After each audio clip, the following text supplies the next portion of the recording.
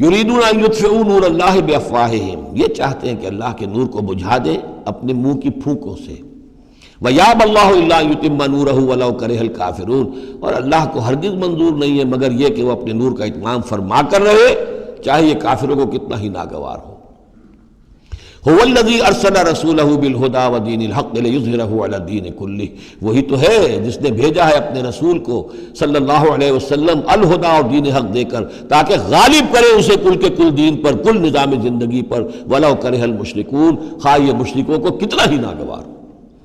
کیونکہ یہاں آ کر حضور کے مشن کے آخری درجے میں تکمیل ہو رہی ہے، تو یہاں کلیئرلی اب اس کو انشیٹ کر دیا گیا۔ وہ جو میں نے عرض کیا تھا کہ ایک ہے رسالت کا بنیادی مقصد، تبشیر ہے، انذار ہے، تذکیر ہے، دعوت ہے، تبلیغ ہے، وما نرسل المرسلین الا مبشرین ومنذرین، وہ بنیادی مقصد بھی حضور کی بعثت کا ہے۔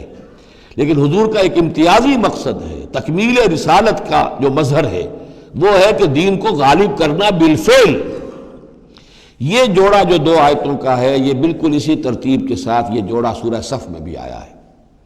دوسری آیت تو جو کہ تو ہے، ایک شوشے کا فرق نہیں، هو الذی ارسل رسولہ بالہدی ودین الحق لیظہرہ علی الدین کلہ ولو کرہ المشرکون۔ اس پر تو 24 صفحے کا میرا ایک مقالہ ہے جو لکھا ہوا ہے، جو میری کتاب ہے نبی اکرم صلی اللہ علیہ وسلم کا مقصد بعثت، صرف اس ایک آیت پر 24 صفحے کا مقالہ ہے۔ اور میں مطمئن ہوں، اللہ کا شکر ہے کہ اس آیت کا حق اللہ تعالیٰ نے میرے ذریعے سے پورا کروا دیا ہے۔ اس میں کسی اعتبار سے، اس لیے کہ لوگ اس میں سے اپنے لیے راستے نکالتے ہیں، چور دروازے، یا تو جی اللہ غالب کرنے والا ہے، کوئی انسان غالب کرنے والے تھوڑا ہی ہیں، اور یہ ہے اور وہ ہے، اس لیے کہ جو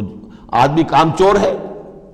چاہتا ہے کسی طریقے سے کوئی راہ فرار ہو، بھاگنے کا کوئی راستہ مل جائے، لیکن آپ اگر اس کو پڑھیں گے تو معلوم ہوگا کوئی راستہ فرار کا نہیں ہے۔ ہر جو بھی ممکن ہو سکتی ہے نحوی اعتبار سے جو امکان ہو، سب کو میں نے لے کر اور ثابت کر دیا ہے کہ اس میں کہیں فرار کا راستہ نہیں ہے۔